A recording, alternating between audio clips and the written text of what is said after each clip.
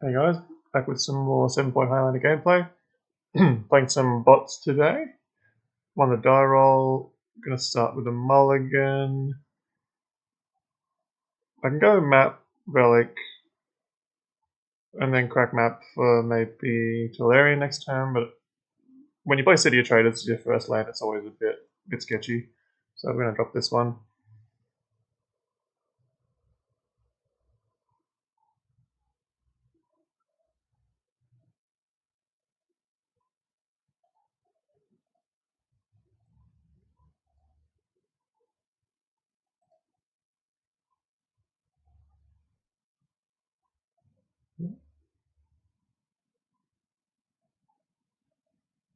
Um,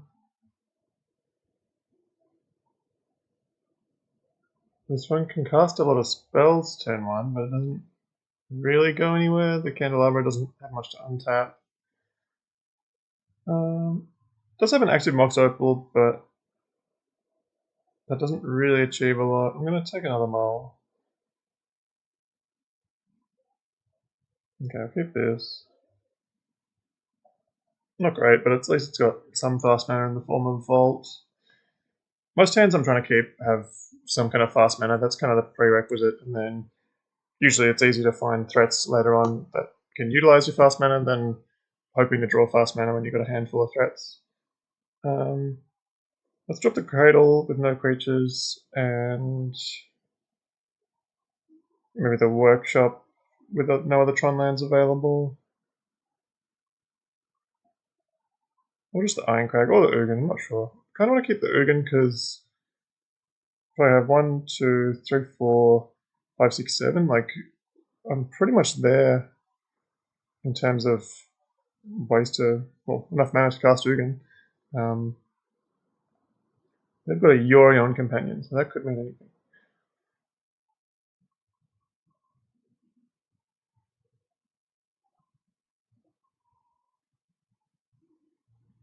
The trouble is if I get rid of the City Traders, then well, if I get rid of the Workshop, it means my second land will have to be City, and then I'm kind of stuck at 1, 2, 3, 4, 5, 6. Oh no, that's okay. If I draw any land at that point, that could be good. Alright, let's get to it. So hoping to draw a land turn 2 to just play Crag, then turn 3, City, Ugin, and pray they don't have a counterspell.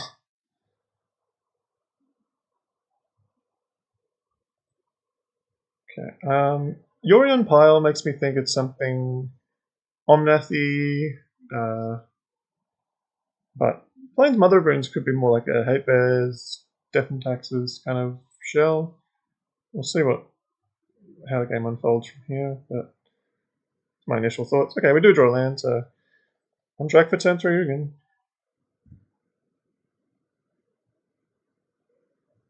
I'm going to cast one spell this game that actually matters, but Uggin's a pretty good one.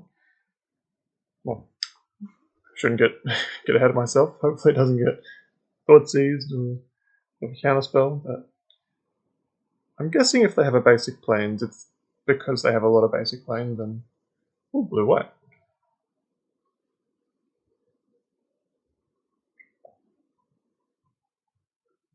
Mother of Runes, notably not very good against my deck, which is entirely colorless. If you ever play against me, make sure to cut your Mother of Runes game 2 and 3. No play. Well, that's a bit fishy. I feel like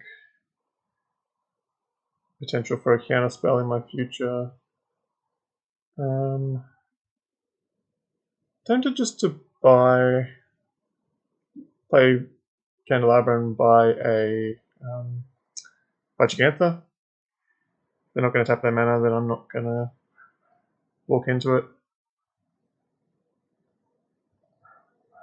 And the turn on which we resolve Ugin doesn't really matter, it just matters that we do resolve it. Okay, the Misstep. Notably not tapping their blue to cast the Misstep, so definitely telegraphing a 2-mana counterspell. We'll play around it.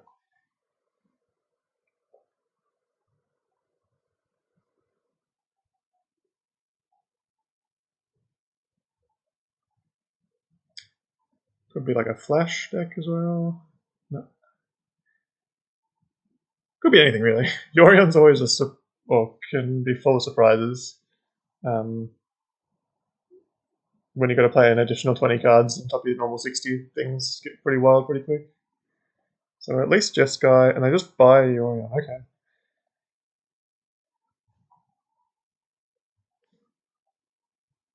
Well, I'm slamming Ugin.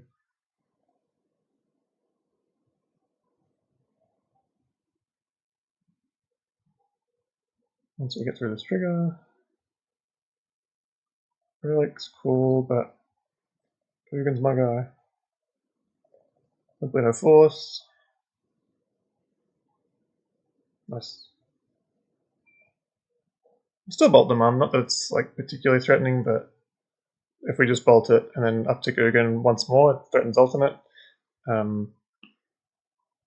Obviously, a lot of things can go wrong between now and then, but we haven't really got much else going on, so that's the plan we'll have to go with.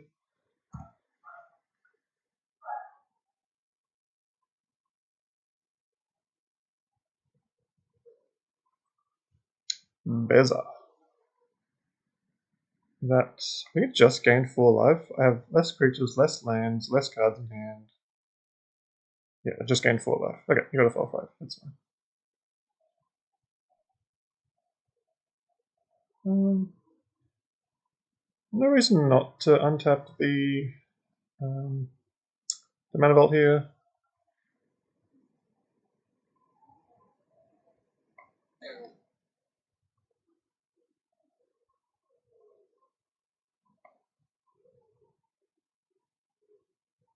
Four five is a pretty big butt. I guess I'll start with cycling the relic and see where I want to go from there. I think I'd rather exile the city right now. The bot's deck is so bored using its graveyard, you're better off just not having anything in graveyards for cards like Tarmogoyf. Right, another land. It's a nice land, but not really that helpful right now. I think I'm leaning towards a -4 just to kill this thing. If I uptick, go to 11, then it takes a hit down to 7. It's not that much different to this just going to 5 and having this permanently deleted, so let's get rid of it. 4 drop. Yep.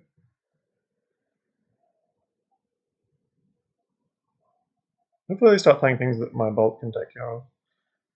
But they do have the Yorion in hand that we know about, so they might just slam that next turn. Which is another awkwardly sized creature for the Ugin to take care of. Not sure if I would just trade the Ugin for the Yorion. We'll see what they do.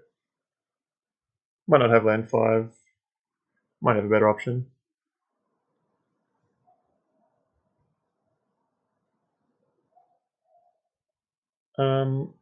Nothing else happens next turn. I'll probably just crack Treasure Vault for a few treasures, and then that can at least cast Gigantha the following turn. Yeah. Yep, just slams the Yorion.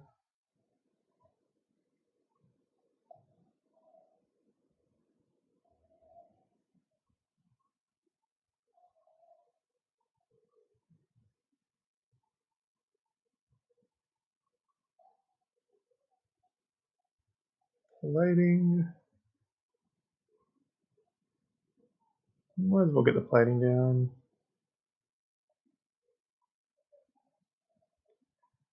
Yeah, I think we're sticking to the Gigantha treasures plan. If I go uptick, this goes to 7, then it gets hit down to 3, then I bolt, goes up to 5.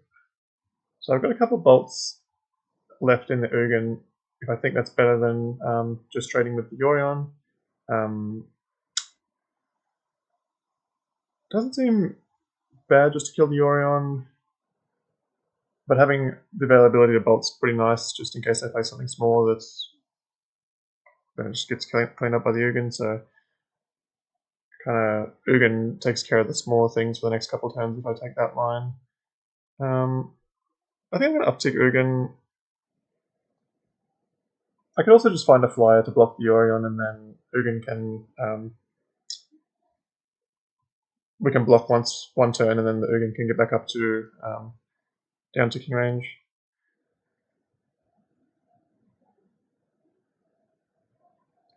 I don't know how many 4 or 5 drops I can keep playing to make the Ugin look silly. They're going to have to start casting. Well, if their deck's got a reasonable curve, they'll start casting 1s and 2s that Ugin can clean up a bit nicer. And if Ugin just prevents them from playing small things for 3 turns, then that's not bad given how little I've got going on.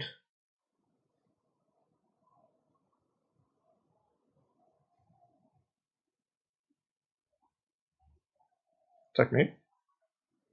Oh, fair enough.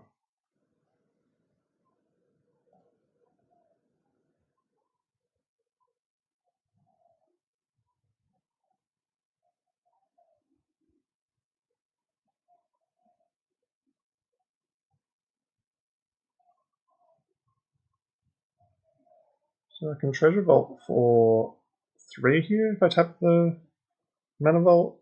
Otherwise, I'd just be doing it for 1. I think it's fine to sink the Mana Vault into it for now, just because this is looking to be quite a slow game, so I can probably find a turn sometime soon to untap the Mana Vault. And then the treasures could be handy for potentially attaching the cranial plating or something else. We'll see. Okay, we've got something we can bolt.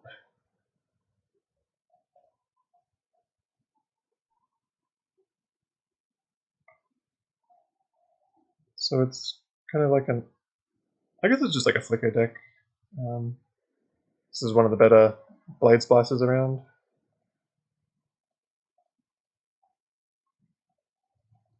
I forget what it does. Blade splicer, but sometimes it draws a card.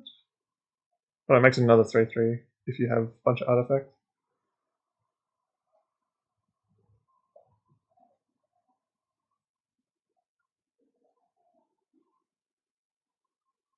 Uh,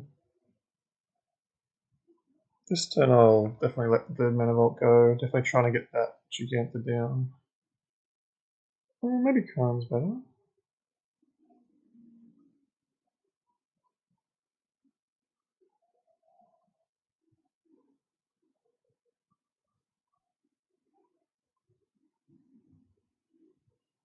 I think I like Khan more. It's only going to spend one of these treasures as opposed to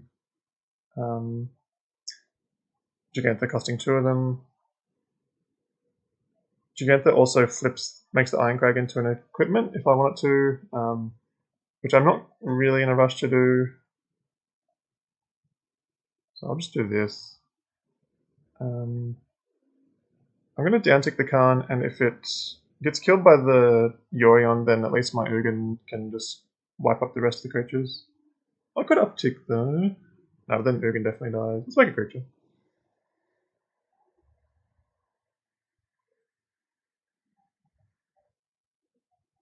It's an 8/8. It does pretty much one shot next turn with a cranial plating, so they need to respect it or have an answer. I'm not going to put the cranial on just yet.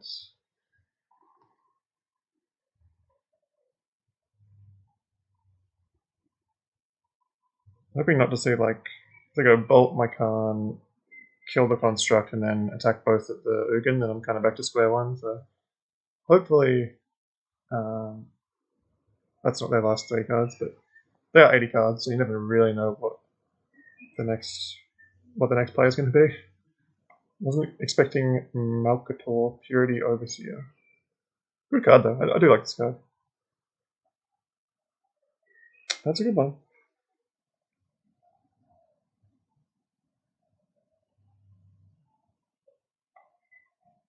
I think we should uptick the Khan now, but hopefully I get to keep one of these Planeswalkers and try and put something together.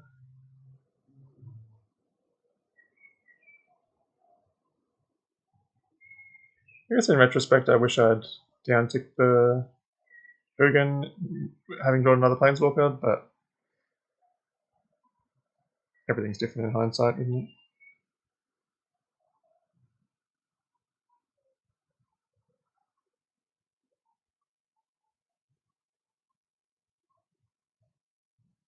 Another 4-drop. Oh, Dungeony. That's pretty good.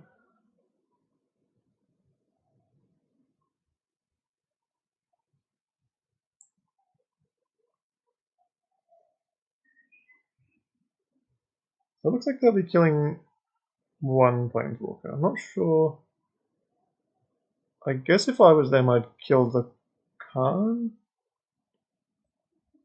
I think the 8/8's more scary than the Ugin down tick. I'd probably go like Yorion attacks Khan, Malkator goes to Ugin, and Ugin on 4 can only kill the Dungeoneer. Looks like they might be thinking the same. Yep, makes sense. This is a wizard apparently, so it gets the Season Dungeoneer trigger. Or a free land. Pretty good.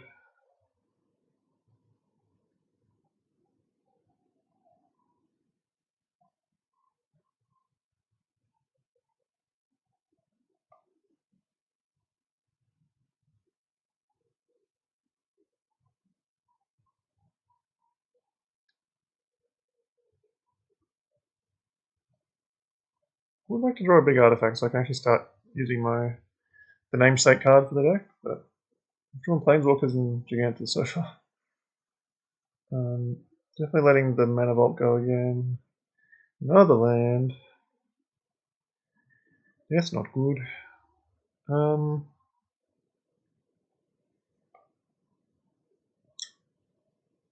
I uptick Ugin.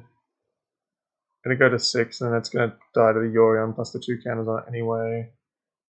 So I'll just minus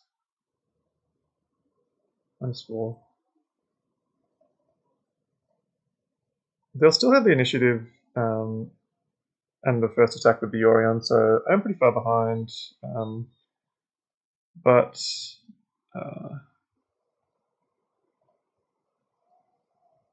if they don't have an answer to the Gigantha, then I've got a pretty strong attack if I equip Ironcrag plus Cranial Plating.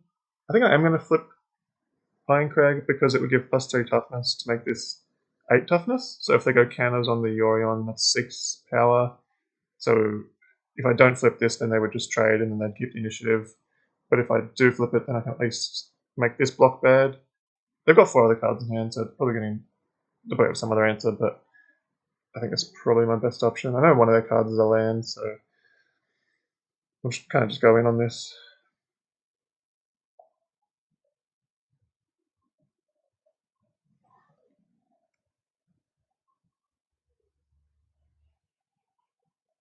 The 1 mana of the Ironcrag is probably not going to be the difference because I've already got 6 or 7 artifact mana. If I draw a Cityscape Leveler, then I could feel stupid, but we'll see what happens. I think if I draw a land, I can equip Plating and Ironcrag, and that wouldn't surprise me if it's lethal. 1, 2, 3, 4, 5, 6, 7 artifacts.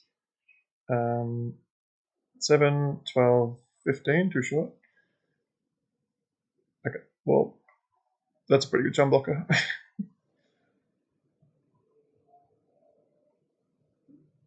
think about not attacking, that'll be good. Yeah, it's pretty good attack. When I get trapped next turn, down to 7, I'm at 1. Yeah, I have to even...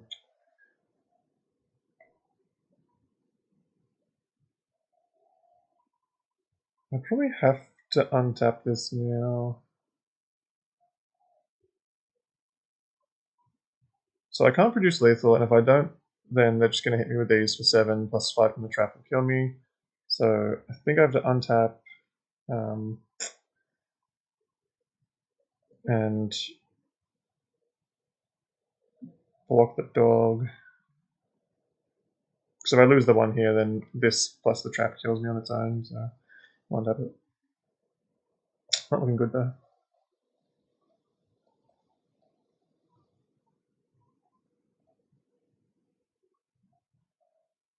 Oh, no, can't even cast it. I've drawn every non-artifact. 2 Planeswalkers, a Thought Knot, and a Chiquita. That's great. Alrighty, we'll just pass.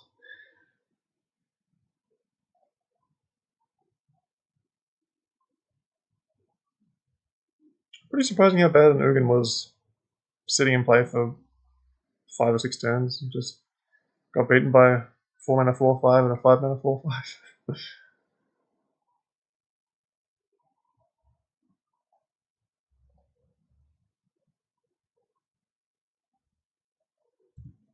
Dense removal on the Gigantha. Not a good spot, but maybe we draw like Shadow Spear or something and can stabilize a bit. But they also have 5 cards in hand. Let's look at the sideboard, assuming we're going to be going that way. If they're like enchantment flickery stuff, I think cards like All Is Dust are pretty good. I'll just flicker it out for the turn. Yep, that does it.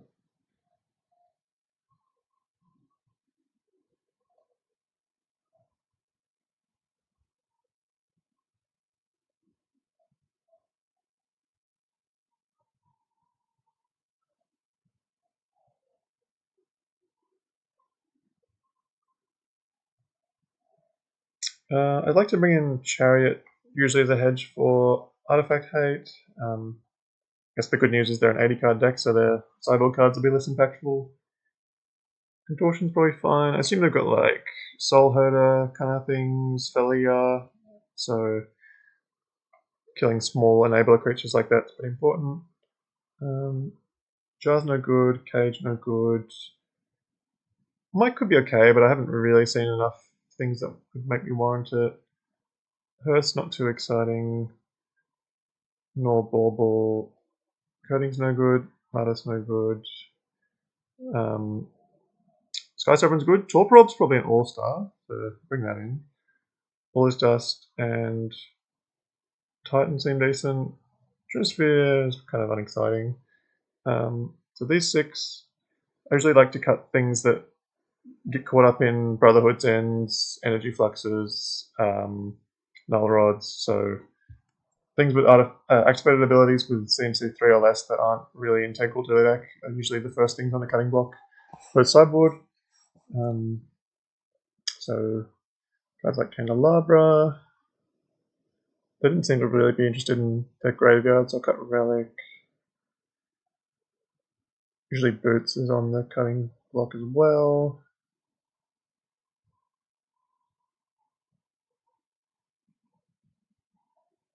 Dragon Engine's pretty medium. Same we said for Shambling Suit. And I just need one more cut. I don't mind Stone Coil, so just blocks the Yorion extremely well, so I like it on that basis. Maybe the Traxos. Usually against white removal, Traxos is pretty ordinary. It's got a lot of power and toughness, but that doesn't matter against a Swords or a Touch the Spirit Realm, so I see it getting cut for that reason, but I think there's probably a better cut. Maybe like a Night Scythe. Yeah. The curve is a little bit higher with the All Is Dust and Summoning Titan coming in, but that's not the end of the world. It's quite a slow matchup, so not too concerned. Hopefully we can keep a few more cards this time. Maybe on my Gigantha.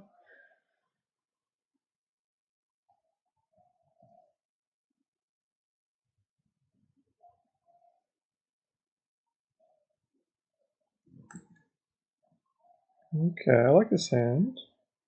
It has access to turn 2 Khan. Keep that.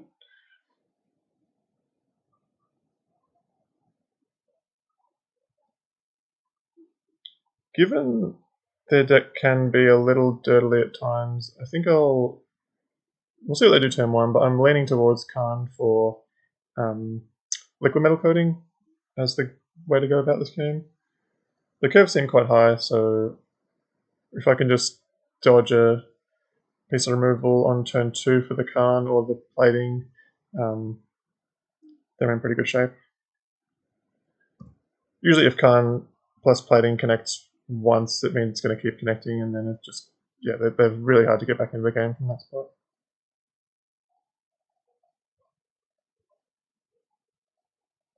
And we can produce blockers for the if they produce a creature, so that's good.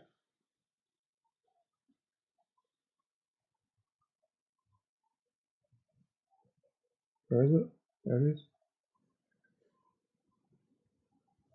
Put them to the test. Do they have a bolt? Do they have counterspell? If not, can maybe steal a quick game too.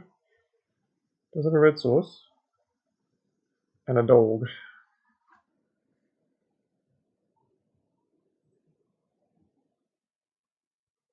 That's good. We can see what they're up to and try and use the liquid metal to keep them off of anything in particular. Yeah, great. A lot of 3-drops that we're going to keep them off of. That's probably.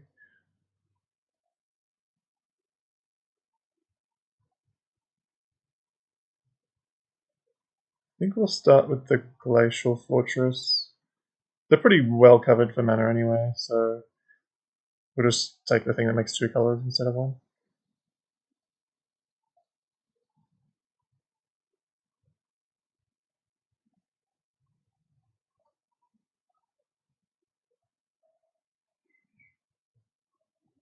I'm just going to charge this now.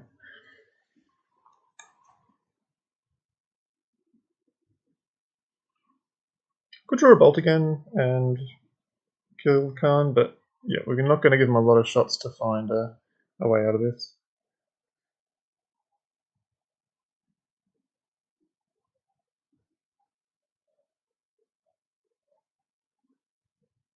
I guess they'll just cycle the Cloud Shift on the dog after combat. Try and find that bolt.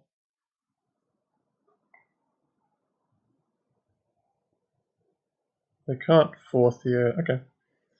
Well, let's go on the land.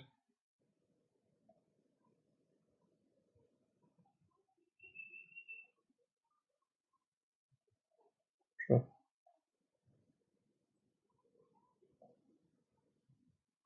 If they draw a bolt right now, that's pretty sick.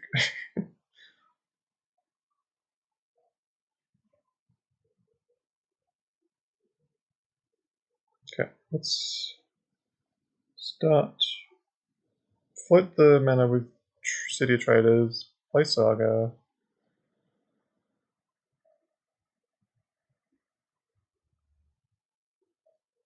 I think I want to get the Flesh Raker going. So we'll go Flesh Raker into Patchwork.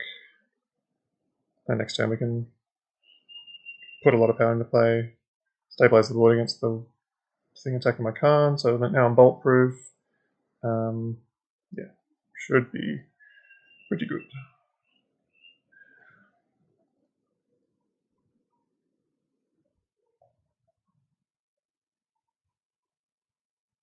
Good thing we're on the player. We would have been facing down a white plume and all sorts of bad things would have happened.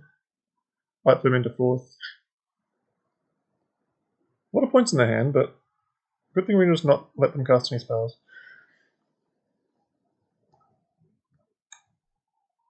That's the dog, yeah, it's nice. Does it beat Strip Mine every turn? I don't think so.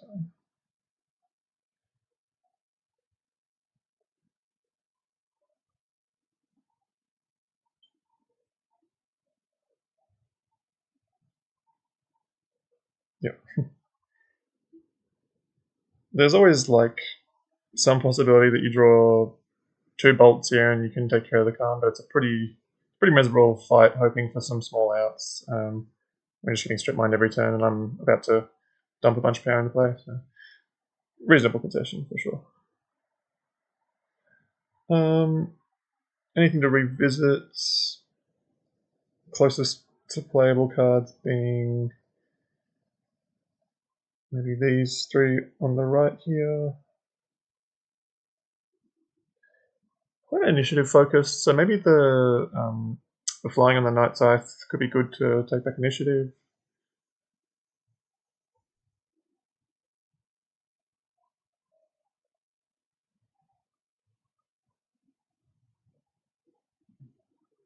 I'm not sure about the Jide, but I think it's nice to kill that kind of interaction where they've got the dog and they want to cloud shift it. You can just ping the dog to prevent a card.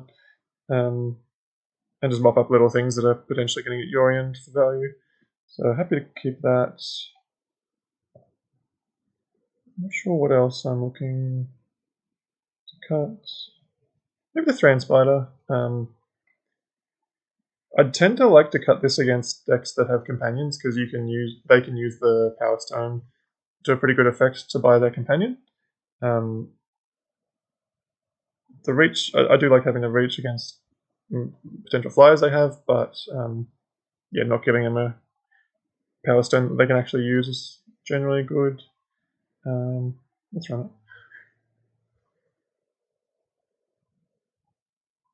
You cut Thran Spider against, yeah, if they're like very well using the Power Stone like against another bots deck, then you definitely want to cut it. And then if they're using it to some extent just to buy companion, I still don't mind cutting it there.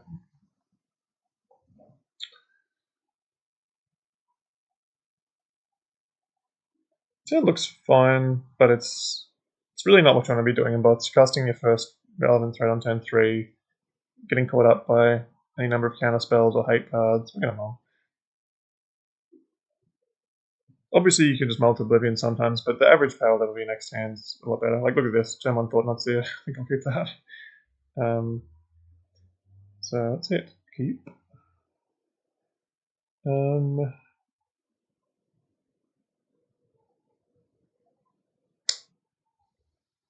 It's interesting that I can go. I could still turn 1 it even without using the cavern, so it'd be Land Soaring, Mana Vault, Thought Not. And since I'm already down a card from the mulligan, I don't mind just dropping the caverns. Yeah, I think I will, but it does feel strange to be on the draw and throw away your card that's good when you're on the draw. The alternative is I'd drop like the amulet, exile the forest to the caverns. Yeah, I think it just works out worse in general, so let's do this. I like that the green source lets me do Ganther, and I like that Inventor Sphere gives me some late game potentially.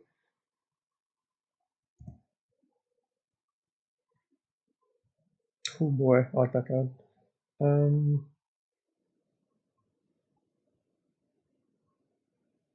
Let's go. Usually lead on Mana Vault. If they have a misstep for one of these, I'd rather keep the Soaring. Yeah, it gets there. Alright, this is a good spot. If they've got a hate card in hand, we'll just take that, and then we should be able to overpower their fair game plan with a pretty active Tolarian. The hand's pretty fair all around, actually. It's pretty ordinary. Fable's fine, but they don't even have a red source yet. They'll probably struggle to flip a Legion's Landing. Actually leaning towards taking this Mondrak if things... Oh, no, I'll take the Fable. Yeah, let's just take the Fable.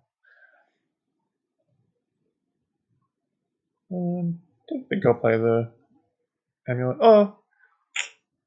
Yeah, I'll play it. It'll gain me a life with the Inventor Sphere.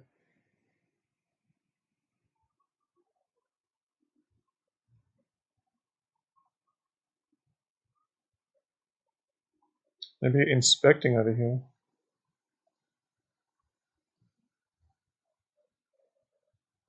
Gain a life, lose a life. Just click through it. Manifold key. That's pretty good. We have a lot of mana. Let's get the Tolarian going. Let's see. So this is +1 mana with the Vault.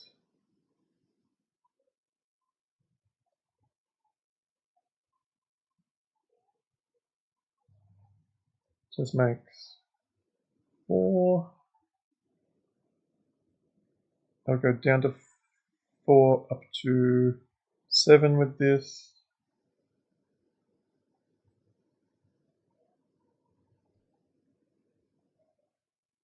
Let's just go untap the Vault, and then end of turn I'm going to crack the Inventor Sphere, and I can get whatever massive thing I want.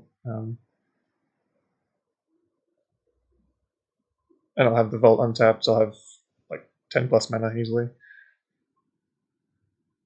Yeah, this is good.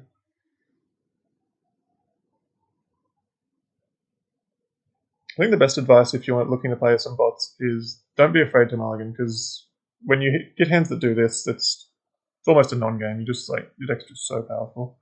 So don't keep hands that are like passable. Just if your hand isn't exciting, then don't keep it. If it doesn't spark joy, get rid of it.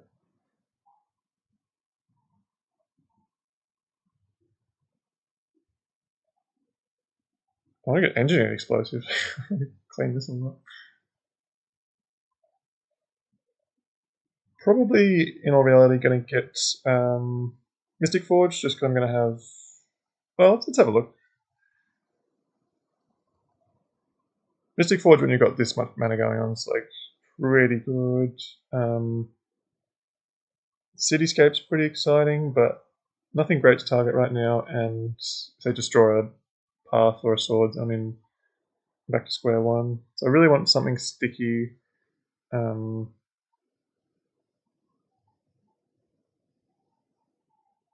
think I will get Mystic Forge with how much mana I'm producing.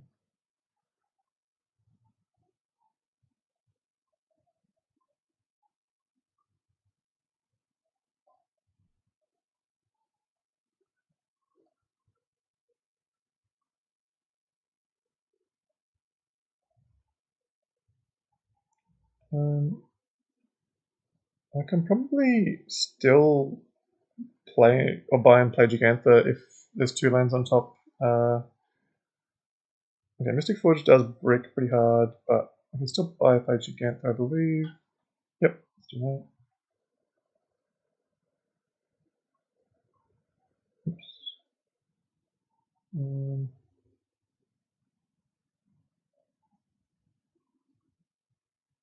Tap this.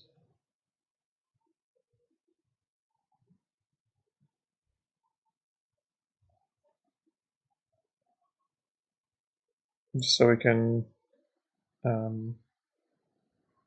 charge the Jordan as well.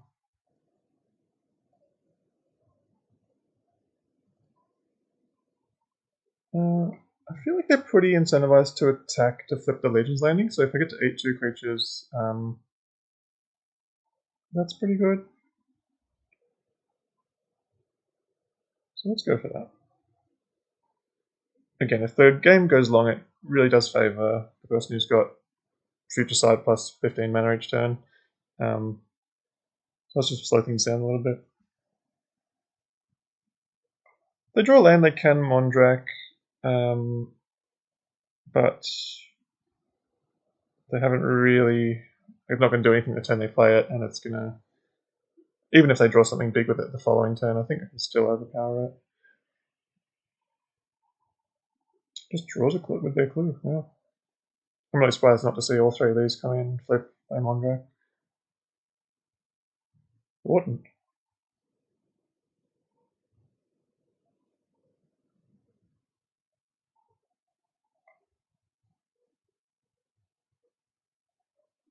My family's important art.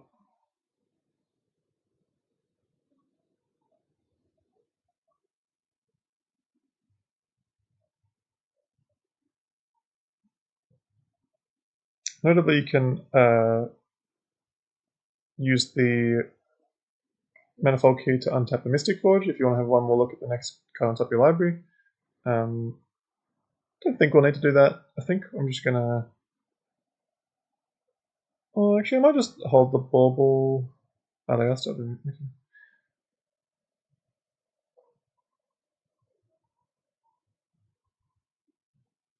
So they'll scroll one of them, we'll get to eat another one. Not bad.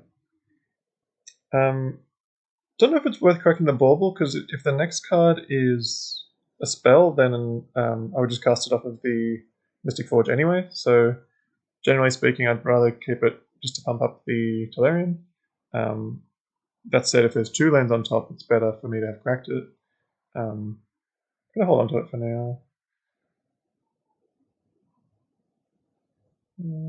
Just take a point, it's fine. My biggest concern right now is my clock, actually. I should definitely respect the possibility of timing it.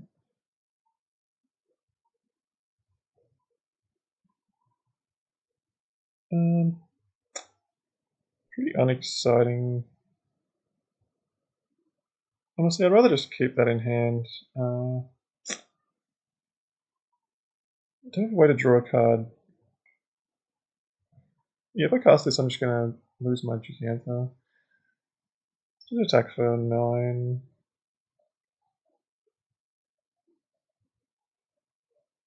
And Saga. Yeah, it's okay. We'll take a turn off. All his dust is probably going to seal the deal, so I'm okay to spew a turn to make sure I draw this. I think they're just going to play their Mondrak, and then we'll all his dust. And yeah, we're pretty happy. Not often that if I cast all his dust, I'm worse off than my opponent. But Jags is pretty big. I like my Jags.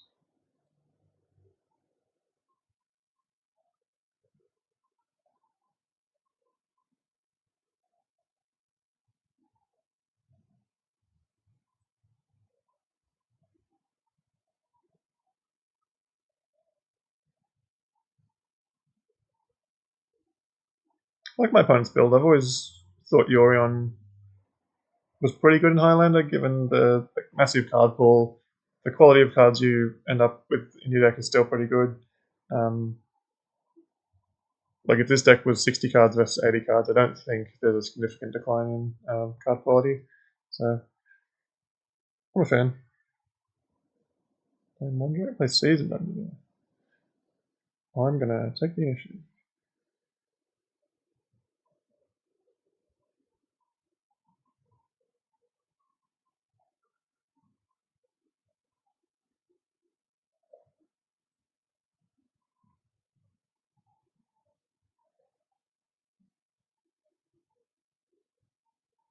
No, I will ball. If the next card down the land, I would be happy to draw it. So an upkeep start. Untap this.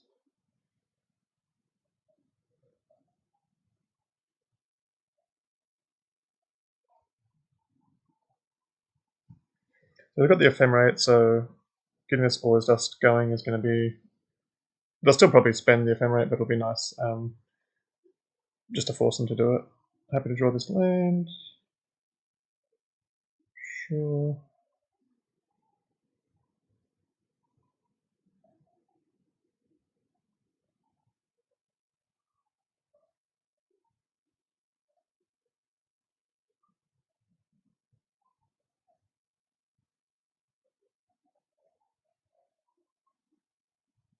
Okay, let's play this. Tap this for 8, sure. I should probably float with my Gigantha in case I draw goal loss, but whatever. Oh, yeah, I should have done that. Let me see if I can... I could use the green to cast the Chariot at the very least. Oh wait, no, I can't cast it. It's a... Oh no, it's an artifact, so I can cast it, but it's not a colored spell. Got it.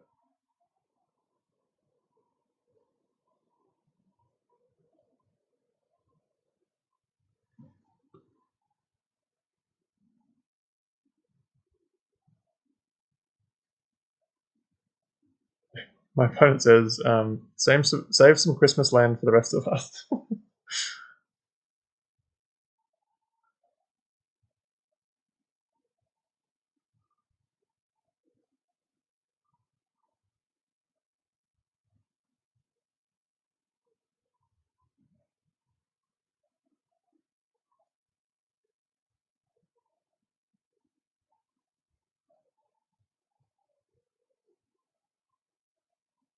Maybe this wasn't worth it. Now I have to worry about how I click on my mana. Oh, I did draw goal loss. Well, can I activate it? I think I can. Let's see. 3. Tap this. Tap this. I think exactly enough. Tap this. this, this. Yeah, that's exactly enough.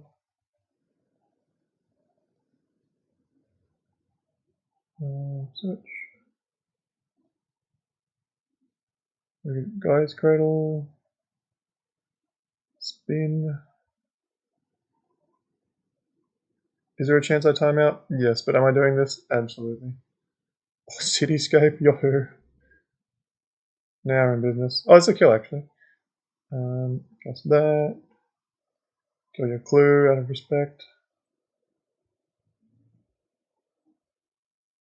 And then the cranial equip should seal the deal. A minute 30 to spare, plenty of time. Alrighty, that was an awesome match. Thanks for watching and stay tuned for more content.